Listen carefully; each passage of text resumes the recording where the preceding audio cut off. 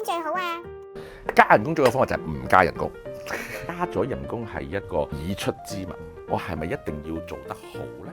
一個叫做驢仔前邊胡蘿蔔嘅定律啦。你點解要擺個胡蘿蔔喺前邊而唔係擺落個口度呢？有得食噶嘛，我行唔行得快都有得食噶嘛。咁所以變咗可能加咗人工，個 CP 值唔高啊。咁點樣可以去令呢件事可以有更高嘅效益呢？就係以呢個 bonus 制度表現而發出嘅 bonus 啦。可能我將6個月為一個時期嘅一次過呢，我就會俾咧500蚊乘6，即係3000咯。3000蚊 off 佢嗰個人工係講緊70% 嘅喎，件事好大嘅。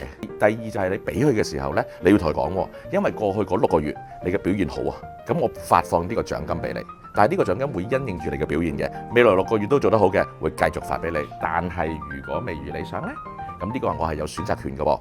咁所以先至係一個最好嘅胡蘿蔔，點樣令佢繼續去推個模，同埋仲有一啲後邊 for 你個銀包呢會有啲影響嘅。下次話俾你聽。